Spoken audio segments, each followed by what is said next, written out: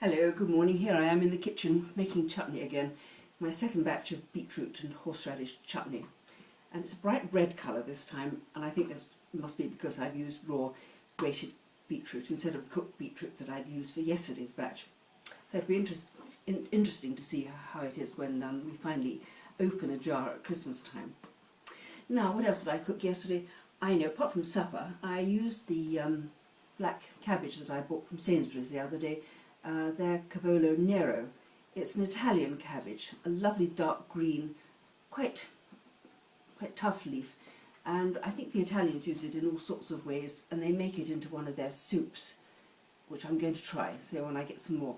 But last night I put mine into my Magimix, and I put some portobello mushrooms with it, and some walnut oil, seasoning and an onion, and I turned it into a lovely thick creamed mixture, which I think is going to be very nice on crackers and toast and in all sorts of ways. And also you could, I'd imagine, put a dollop of it into a hot soup, as I did the other day with some stock I had left over, and I'm sure that's going to be very nice.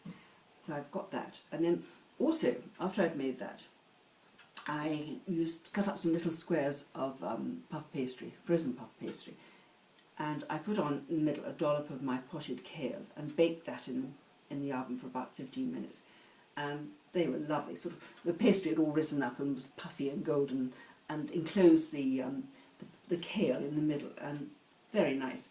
And we just had that with mashed potato because we were both rushing out to things, and it was a very quick supper. And then when I came home in the evening after my book club, I thought I was still hungry. A bit piggy of me really, and I thought he was going to be hungry, so I made a very quick steamed sponge pudding in the microwave. It only takes 4 minutes, and it makes a very nice pudding. Oh, and then the rotter decided he didn't want any, but I had some, and really it was very nice, a bit naughty. And if he doesn't eat the rest today, I'm going to put them what's left over into the freezer for when he really is hungry, or when it's cold and we're feeling miserable, and then I shall get it out. It's a very good quick pudding. I'd really wanted to make that. I'd found a cake the other day, on Sunday actually, on the Sunday Telegraph paper, a recipe by Mark Hicks using an orange and making a cake without any flour. So it had lots of ground almonds and eggs and sugar and butter.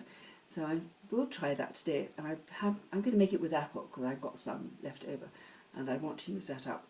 It's very light, very small cake, and I think it's going to be rather nice. So I'll let you know how I get on with that. So that's my cooking today. What else? Oh, I know, I bought one of those material plastic bag holders. The ones that are sort of long sleeve with a hook on the end. Well, I finally got one of those, and I bought it on Friday when I was at Brogdale.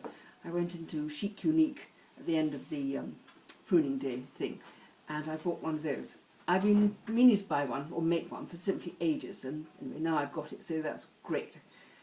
And then what? Oh, I know, yes, last night at the book club we discussed Lady Chatterley's Lover, and I have to say I was really amazed at how interesting and how much I liked the book. It's very good indeed. Lawrence writes beautifully on nature and the natural world, and some of the passages are just lyrical. They are so good. He rather overdoes the passages we all read as teenagers. Yes, still quite well, but he labours over them incredibly so. So we discussed those, and yes, lively and interesting, just overdone it in a way. Now next week we're going to discuss him again, but this time we're going to talk about his poetry and his travel writing. I think it's going to be a very interesting evening.